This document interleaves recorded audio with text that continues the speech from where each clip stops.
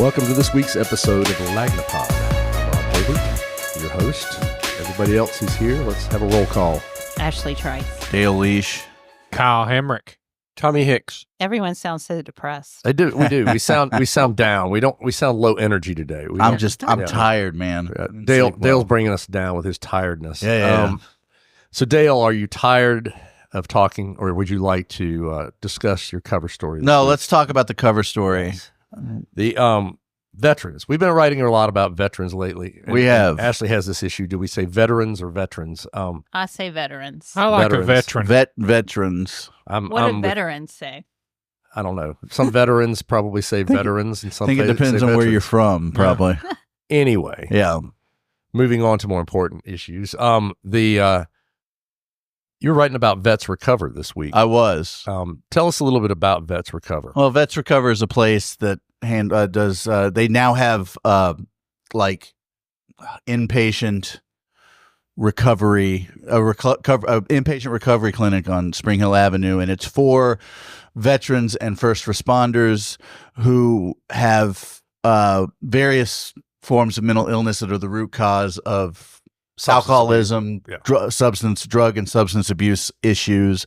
And so they're a bright spot, I think, and clinics like them are bright spots in what some would refer to as a really bleak time for mental health care in the state of Alabama. We're at the bottom or near the bottom of many, many lists when it comes to access to mental health care. Surprisingly. Yeah. As always. And this also ties into the governor's actions I guess is it a month ago now, where she fired Admiral Kent Davis from the Department of Veterans Affairs after he was voted on by the board that hired him to keep him on as commissioner over the governor says his mishandling of funds that were meant to go to veterans' mental health care.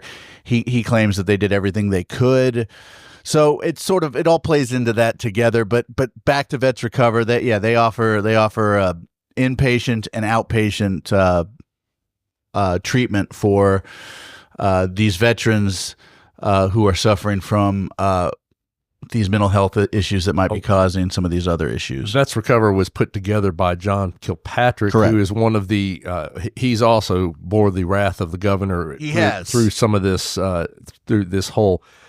He has this whole dust up or scandal created when Kent Davis filed an ethics complaint, and the governor, before she asked for Kent Davis to resign or demanded that he resign, she also knocked John Kilpatrick off the Veterans Board. Yeah. I think you're fooling yourself if you don't think that like John Kilpatrick isn't part of the issue of why Kent Davis is no longer here. And I'm not blaming him necessarily. I'm just saying what he has said and the way he's handled things, I think he's handled them in the best interest of veterans and his agency, obviously.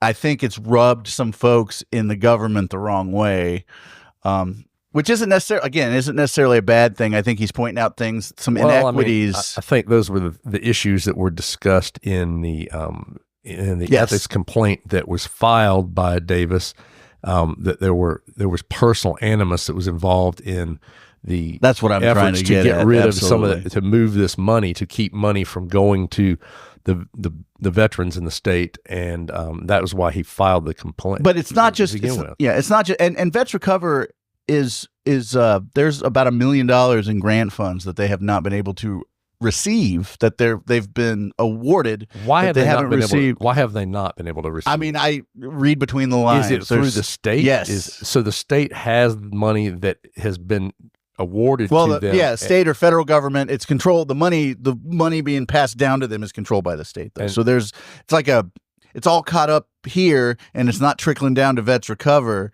and so that's caused them some real financial hardships right now that they're trying to overcome. From what I gather, Vets Recover is the only inpatient place in Mobile for veterans. Well, I mean, if you don't have insurance. Yes. If you don't have insurance. That's fair. That's fair. I think Altipoint does do some non-insurance work, but it's not focused solely for veterans. But this is something that I think everybody agrees that was needed, or that there's a need for it in Mobile, and there's not. I think prior to that, if veterans would have to go to Birmingham for this type correct of for this type of and it's not just VetRecover that's being impacted. I talked to a veteran who is going to run a clinic in Valley that does very similar things to what VetRecover does, inpatient stuff like that. He said in the time it has taken to get one clinic properly permitted through the state in Alabama. In Alabama, he's gotten 4 done in California. Yeah. There's something wrong there, man. When California, as big as it is more efficient at doing this sort of stuff than Alabama. And is known for having so much red tape to deal with. Right. And Alabama's supposed to be known for taking care of veterans, and here we are, we're lagging way behind California. Something's up, man. Well, I mean, I think getting back to the basics of, or the background on this story, it does seem like the actions of the governor have really called into question a lot of what's going on in the state in the area of mental health, and particularly in the area of veterans' mental health. VetRecover seems like, to me, it looks like something the city really needed, really could use. And I wonder why there's not enough help for them, and not enough. It does seem like at the state level, there's an effort to abandon it to some extent. And I know you mentioned in your article that they had to lay off 23 people because they haven't gotten any money. Right. And correct, that $1 million. And now, in fairness, I want to point out that VetRecover is working towards being self-sufficient, but that's also going to require the state to approve some things and the federal government to approve some things that are slow to be approved. It's going to happen. They will be at some point be able to file insurance claims, and when they can do that, they're going to be more self-sufficient. Right now, they're relying on these grants that they've been awarded and they haven't gotten yet. So this is causing the financial problems. It's been a pretty amazing thing to see that whole project come to life, because I mean it was out there. It's out there on Spring Hill Avenue. Yes. It was in an old abandoned building that had to be completely refurbished. Mm-hmm. John Kilpatrick deserves a tremendous amount of credit for looking at this issue and saying, I can do something about this, and getting it done really through force of will. And, I know he may rub the head of the state board of mental health the wrong way. Yes. But he's really done something pretty amazing. He's not the most charming man in the world when it comes to. He can be very charming when he wants to be. But he has rubbed some people at the state the wrong way. And like I said, that's not necessarily a bad thing. That's not necessarily a bad thing. I think he's blunt sometimes. Yes. And that probably is not, he's an old military guy. Yeah, sometimes he's a little blunt, and sometimes that rubs people the wrong way. As journalists, I think we appreciate that bluntness, but bluntness does not hurt my feelings. But other people may not appreciate it as much as we do. Yeah, well, it's clearly the governor does not, and I think this is, I think this is one of the most shameful scandals of her entire. It's embarrassing, frankly. Her entire term in office, and she really ought to be ashamed of what she's done in this circumstance. I think it is way out of line, and I mean, just again, we've gone back to the whole issue of they can't even offer a reasonable example of this use of supreme executive power or whatever it was that they used. And I can't find any. And I'm still working on a story of trying to pin down if that's ever been used in the state before. It's been used. It's been used in other states. Well, Jeff Poore had in his column the other day that it has been used a couple of times, but it was not in circumstances that were anything like this. Right. And this is once again superseding the power of an independent board. Right. These boards are set up so that they cannot be yanked around. It's supposed to be a check and a balance. It is. And it's just, basically to say that we have the governor has the power to just unilaterally ignore whatever board that she's a member of. I think she knows she doesn't really have the power. Of course they don't. I mean, and who's going to do anything? The most recent examples were in states with health officers during the COVID pandemic. It happened in Michigan. It happened in Mississippi. And we heard about it in Alabama, and it was the governor saying, people saying the governor couldn't fire the health officer. She said she couldn't fire the She said she couldn't. And then in Gretchen Whitmer had the same issue in Michigan, and Tate Reeves had the same issue in Mississippi. Right. Now, in Mississippi and Michigan, both of the state health officers ended up resigning. Yeah. So it didn't become I'm going to call it what it is, a constitutional crisis that it may have become with Kent Davis here, in the fact that he didn't just resign. I mean, he was going to. Yeah. He didn't, ended up not resigning as quickly as the governor would have liked, I guess. Well, they had a deal worked out. Right. She reneged the deal. She changed the deal. They had made a deal that he was going to resign at the end of the year. And then she decided to change her mind. So there hasn't been a situation recently, and I have not read Jeff's column, to be perfectly honest with you. I need to now because I wasn't aware of those issues, but there haven't been a recent issue that I can think, and I've talked to some political scientists who brought up the Mississippi and Michigan issues. There hasn't been a recent issue like the one that just happened with Kent Davis. Even the ones that Jeff brought up are absolutely nothing like this. It was, some issues that when previous governors have mostly, I think, legal type of issues, but this is not that. And, again, when we contacted I talked to Don Siegelman too. Yeah, he didn't really comment other than to say it's a weird person to fire. Yeah, So but I mean, when you have this kind of circumstance, if you're going to say that the governor sits on 400 boards, I think yes, and correct. So from what I've looked up, and it's if the governor sits on those boards and can just unilaterally do whatever she wants to do. And then other governors afterwards, because this precedent has been set, then we no longer need those boards. They're moot. And by the way, I brought up the hypothetical with the governor's office and their spokesperson, specifically like, well, she's on the boards of the colleges in the state. University of South Alabama. Could she fire Joe Bonner? Could she fire Stuart Bell? Right. Could she fire whoever's in charge of Auburn? Roberts. Okay. Yeah. Could she fire those three guys unilaterally? And the response I got back, since I haven't written it in a story yet, I'll just provide it. They thought we were making this an issue. Yeah, I wrote it in a column, but they decided. They said, "Well, you guys have taken a position on this." Correct. And we're not okay. We are. My position is I don't want the governor to overstep her authority. We also, by the same token, we're giving them the opportunities. Yes. As I explained in my column, that we have given them the opportunity. We're trying to give them an opportunity to tell us where they got the legal right to do this and who told them they had it, and has it been done before. And instead of saying yes or no, they say, "Oh, you guys are bad, you're mean, right, and we're not talking to you anymore." Well, that tells you typically what you need to know is that I'm sure if they had several instances of it to show, that they would probably show it to us. But instead saying, "Well, you're not doing a good job as reporters." That's what we. Yeah, they're attacking us rather than defending their position. I think that this. I've written several columns about it, and they're opinion pieces. That's my opinion. So you're covering it as a reporter, right, and you're trying to give them the opportunity to. I mean, we would print whatever they sent us. Yeah, we print anything they send us. We'd probably have people arguing why that's not relevant or whatever, or maybe we wouldn't. Maybe they're right on and they can do this. I don't know. I was trying to find out. That's what we were trying to find out from the beginning, but they've never offered that. It's just been frustrating, man. Well, it is, but it's a really good story, and I think it's great that we'll keep reporting on it as things occur. Yeah, so keep reading. Yep. All right, we're going to take a quick break. We're going to come back and talk. We've got a lot of football winding up here this time of year, so we're winding up in different ways. So we'll talk with Tommy Hicks a little bit about it in a sec.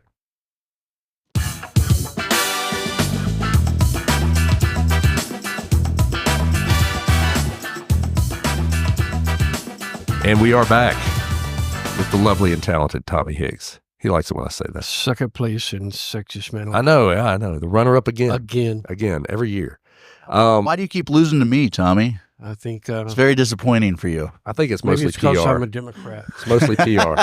Mostly PR. So we've got lots going on in the high school football area. We got lots going on in college football. What's your pick? What's going on in high school right now? Where are we? High school, we are heading into the second round this week. We have 10 teams still 10, alive. Right? Yeah. We started out with 16. We now have 10. Baker will be at Enterprise this week. St. Paul's is at home against Pike Road. Spanish Fort is at Hueytown. McAdory is at Saraland. Special guest appearance by Siri here. Siri, you said something that really got her going. I think Siri's. She heard Pike Road and she lost control. Saying her name, she's going to start talking again. But go ahead. I'm sorry. She's a big Spanish Fort fan, so Did you say Saraland? It probably Saraland sounded like. I don't know if y'all keep saying it. It's going to start talking again. Yeah. I don't know what to do. Anyway, so that team that Siri likes is at home against McAdory. Citronel's at home against Montgomery Catholic. Williamson's on the road against Central Clay County. We got Vigrant Eufaula, Andalusia at UMS. UMS was the number 4 team in their region. They barely got in. People thought, okay, they got one game and one and done, right? Yeah. And they went to Demopolis and handed them a 21-7 mopped them up. Oh, there you go. Yeah, that's something good. Nice. Thanks. That's your dad joke for today. Pretty surprising. That's 14 straight years they've gotten at least to the second round. Wow. All right. And 23 that's impressive. to 26, I think they get at least to the third. Well, that's pretty amazing. That is. St. Michael, still alive. They will play at Pleasant Grove this week. Is this their first time in the playoffs, or they made it last year? They made it last year, but lost in the first round. So this was their first playoff home game in their new stadium, and their first playoff win under Phillip Rivers. So very now nice. they go. Coach Rivers got them going. Got them going. And then Bayside Academy's at Alabama Christian. So that sounds a lot like of games. We got a lot going on. We still got a lot going. We got a lot of folks in there. It sounds like we've got some opportunities to have some state champions around here. Yep. College wise, Lank baby. Roll Tide. I don't know. It sounded like a stroke over there. So I'm going to ignore that for a second. But anyway, so the playoff schedule was updated, right? Yeah. So what were there any surprises? Not really. Not really. I mean, some teams that were up there kind of lost their balance last week. We won't name names, but they know who they are. Yeah. That's why you're looking at me. And some other, because you're going to say something about something. So LSU? I'm just waiting. And then Alabama improved its standing by beating LSU at LSU. So it's going to, this is going to change every week. This is the thing that's interesting to me, and I was thinking about it this weekend. And correct me if I'm wrong, but it seems to me I probably am, but it seems to me that these conference championships are going to become a detriment at some point. No, let me finish. No, I'm not going to. If you've got 3 teams that finish with the same record in the conference, 2 of them have to play each other. One of those is going to lose. The other team's going to come in second then because they didn't play another game. Right? I mean, that's a good point. The man's got a good point. That's a good point, isn't it? It is. That is a pretty good point. That's a good point. But it's a very good point. Being a conference champion, you're in. Yeah, but I know the conference champions are going to like that. But I'm just saying, they get a bye. We've got it. There's a decent possibility that scenario is going to play out in the SEC this year. Yeah, but it's going to play out with the schools that are not the SEC or the Big Ten. Well, no, I could. As far as I don't think the loser of the. I think what he's saying is the loser of the SEC is still going to make the top 12, and even the third place team and the fourth place team, even with 3 losses. So? Okay. Yes, well, maybe so. But you're right too in the fact that like right now I'd kind of prefer Alabama not make the SEC title game. I mean, I'd love it if they somehow scrape their way back in. It's all Georgia has to beat Tennessee, and then all bets are off. Yeah. And I'd kind of like to see it, but also I see the people that are arguing that we shouldn't do it because then you have a possibility of not being in the top 4. You can host a playoff game possibly. Right. So you have to play one extra game, but that extra game is at home. Whereas if you'll have to play if you have to play the SEC title game, there's a chance you lose. It can be fraught, and I just imagine down the line that or in other conferences where they maybe don't have 4 spots. Yes, that they're going to be, if you've got 2 spots and your team that is idle is going to basically, if there's 2 that are tied and you're the third one, you're guaranteed to jump up. Yeah, absolutely. 100%. 100%. And here's the thing too, like anybody who said they didn't like the 12-game playoff scenario, they are eating crow. This has been the most exciting college football season I've ever witnessed in my life. This is fantastic. I thought forever that if they would do something like this and create more of a March Madness scenario. Yeah, this is fantastic. This would become the biggest thing in sports. I mean, it would be just so much. It really is more fun. It's to watch and see what happens. I mean, and you're not out of it if you lose 1 or 2 games. Right. It's fantastic. I love it. Yeah, or 3. Well, if you're LSU or Alabama, you could probably lose 3. Yeah, but Alabama ain't losing 3 this year. Okay, we'll see. Unless the SEC title game. What has South got upcoming? They have the number 1 team in the Sun Belt this Saturday at home. No at big Louisiana. Deal. Yeah, which is the only unbeaten team in the league. Today they are. No matter what division. Talk to me next week.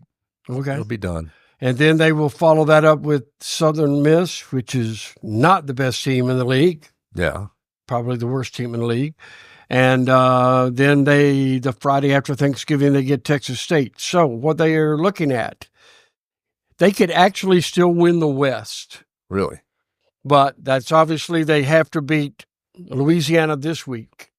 And then they have to get some help. Somebody else has to beat Louisiana, and Louisiana faces Troy and Southern Miss in their other 2 games. So you can make your decisions on that as you feel.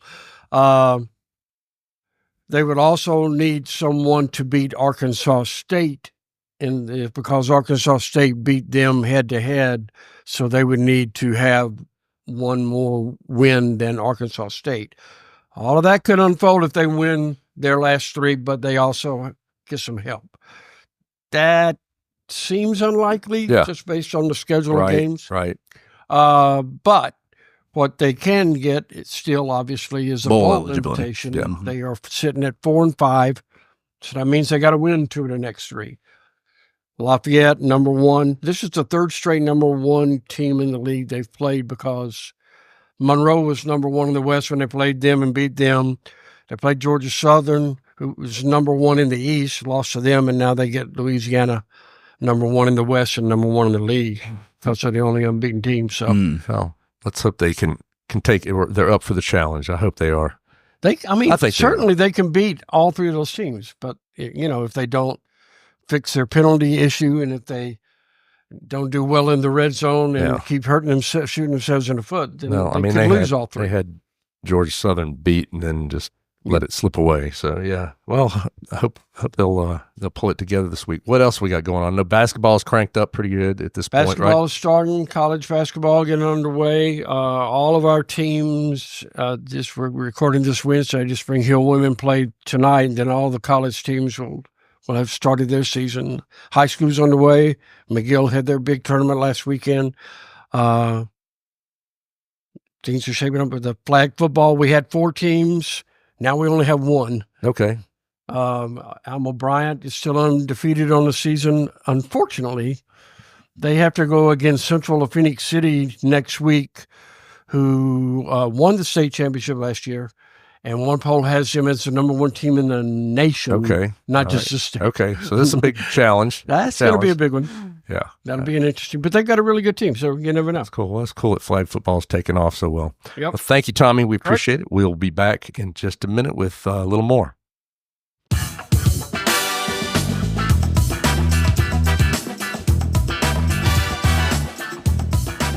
And we are back. So apparently we've got some non-Star Trek fans over at Chamber of Commerce. They're very much apparently the Chamber of Commerce has come out. Why didn't we do a Star Trek joke for the Enterprise instead of a Hulk Hogan? I don't know, because we weren't thinking. I don't know. It would have made more sense, right? Your headline should have been Stardate 2024. That was a really big Stardate 2024. So people may not know what we're talking about here, but the basic gist of it in a nutshell is the old USS Enterprise, a nuclear-powered aircraft carrier. The world's first. The world's first is possibly going to come to Mobile to be It was in dismantled. Top Gun, correct? Yes, it was in Top Gun. It was in Top Gun. It sure was. Yeah. Yeah, this is a plan that has been in the works since I started here at least. This ship is old. It like saw action in Vietnam and all other kinds of zany conflicts. One of the lingering stories. One of the lingering stories. The bridge has been underway since we started the news. Yes. This is one of those that linger. So the plan is the bridge has been a story since you were born. It has been a story since I was born. But the Navy wants to contract the dismantlement of this colossal ship to Mobile, Brownsville, Texas, or the Hampton Roads area. Did you say it's the biggest Virginia. ship in the world, or one of the biggest? I think it is I saw something that said it is the largest vessel ever built for a Navy. It's huge. Yeah.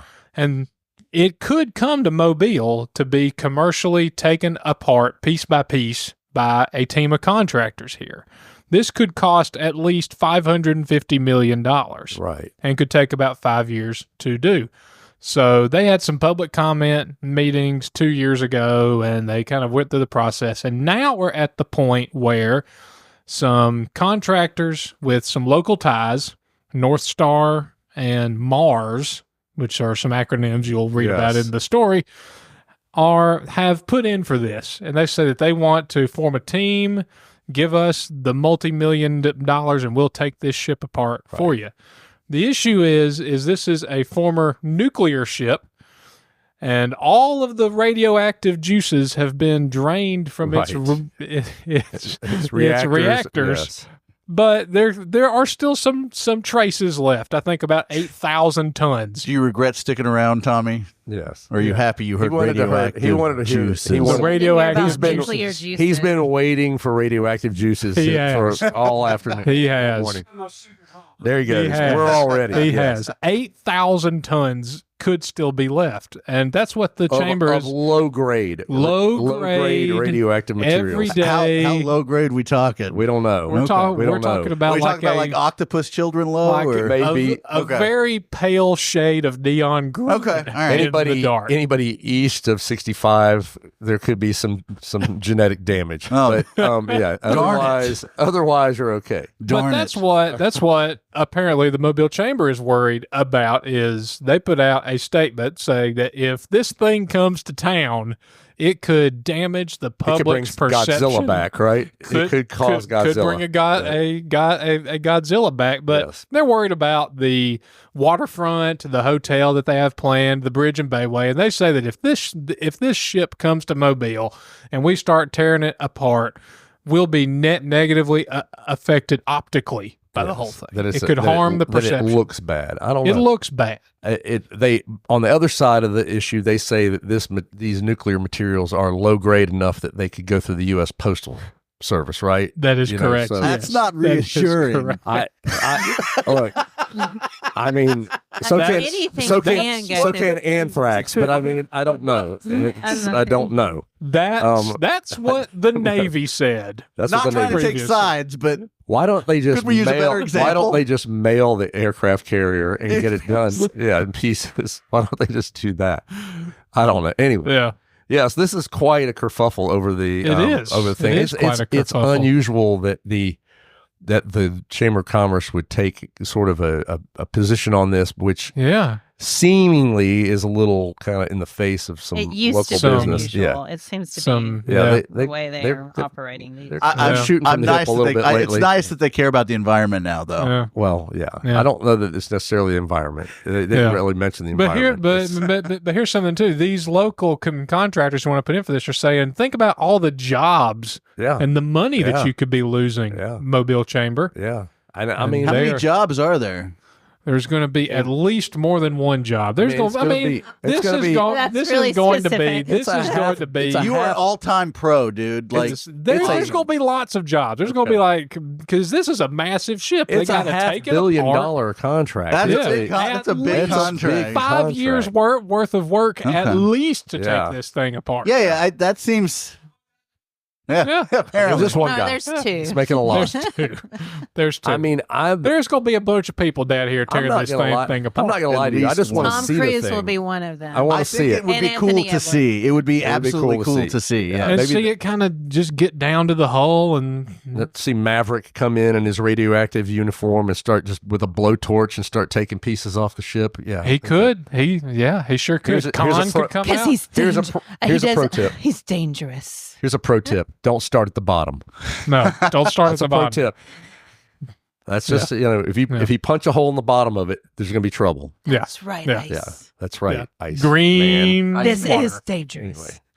Yeah, so it's kind of a fascinating story and obviously one that we find amusing. I don't know why, Oh, yeah. but it's I've had a hoot doing this for the it's- past I mean, 2 you got years. Star Trek, you got I mean, you got a Top Gun. I mean, all kinds of I think material. we just need to take it, bring it here, and just do a bunch of movies off of it. And, You could. You and could not park worry it, about- you could not park worry it about next this to the Alabama. radioactivity. Top Gun 3. Yeah, just have like a no-go zone in there.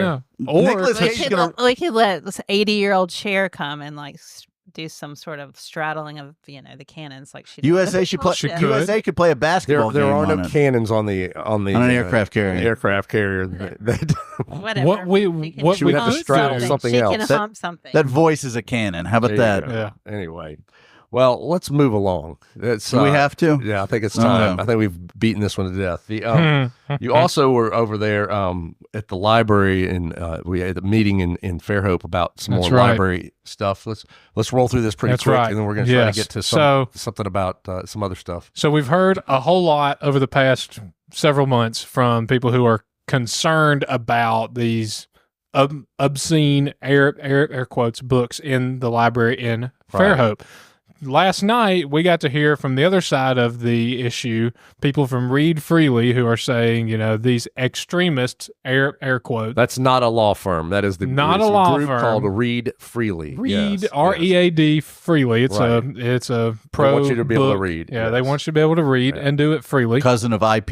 Yeah. Go Cousin ahead. of IP. I know that one. Yeah. So they said that air quotes, these extremists are trying to take away all these books that basically represent the diversity of this society. You also had one of the people from the library system that was there who spoke out, right? The chairwoman of the library in Fairhope said there have been plenty of challenges to the books in the library over the past year or so, but they've not moved any of them. They have stayed she said where they are. there was no obscene material. There's there. no pornography. There was, and That's what they she were said. all in anything that was questionable or of a sexual nature was in its proper place. in is the what she section said. it's supposed to be. Yes. That's exactly So, right. It's, That's it's interesting. Well, it's that as always is an ongoing story, but there was a lot Right. of pushback on that. right.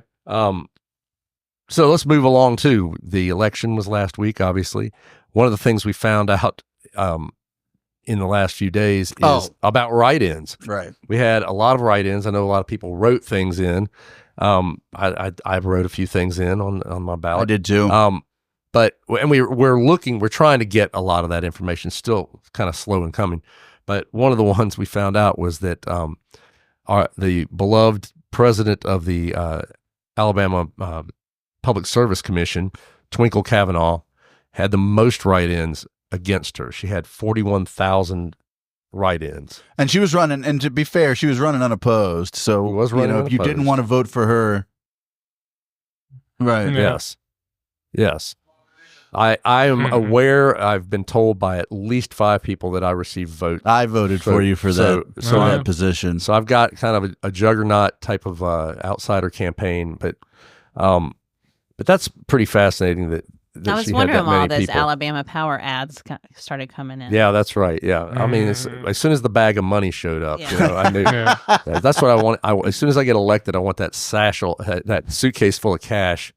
Yeah, that's And also the envelope of the photos of you doing something. yeah. Scanned. I need those. Yes, Yes. Yeah, Yes. exactly. There's no photos like that.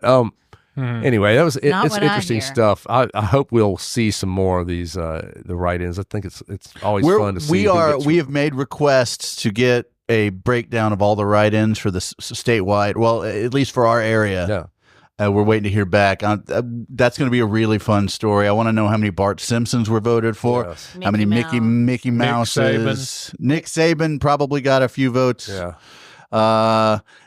I'm curious. So, I mean, on the ballots, the constable races did not have a candidate. They were all write-in. I wrote in Brady Petrie for one of the constable positions. Did they declare a winner at all? I know they will. I know. There are people that run write-in campaigns. I wrote in David Rasp. I know that Taylor Swift got a vote in my family as well. So that would be great if she would show up to be a constable. I'd like to see her out there directing traffic. And serving. Could you imagine being served divorce papers by Taylor Swift? Yeah, I mean, great.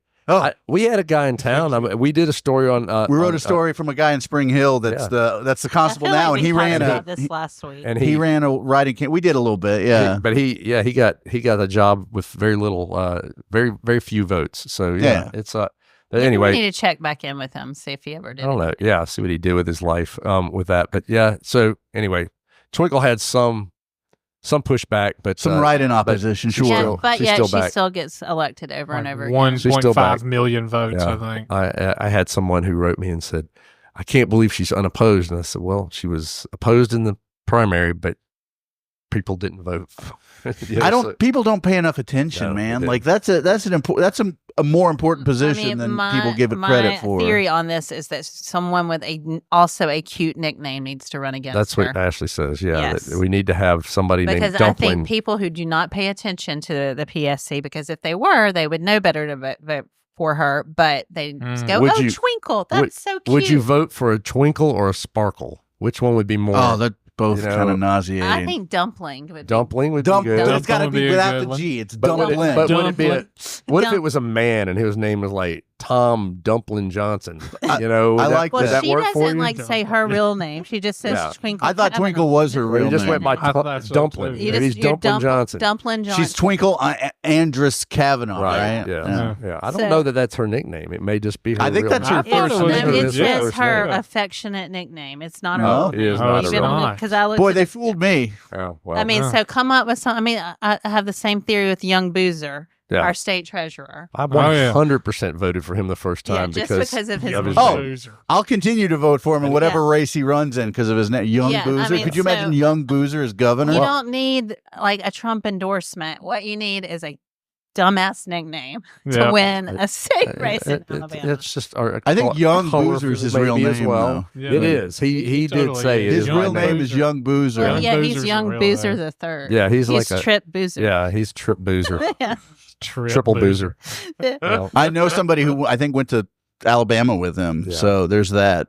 Wow. I mean, it's an older gentleman. Any dumplings obviously. out there? Dumpling, get in the race. Yeah. Dumpling McGillicuddy. Well, that's all we got this week. That's all the political advice we have this week, Dumpling. So we're going to take a break. We'll come back next week with another episode of Lagnapod. Love you, bye. The Lagnapod is a Something Extra publishing production. Executive producers are Rob Holbert and Ashley Trice. Music is by Some Pulse Sounds and Electro Animals. Only subscribers like you have access to this podcast. Tell your friends they can sign up at my.lanyapmobile.com. For advertising opportunities, please call 251-450-4466.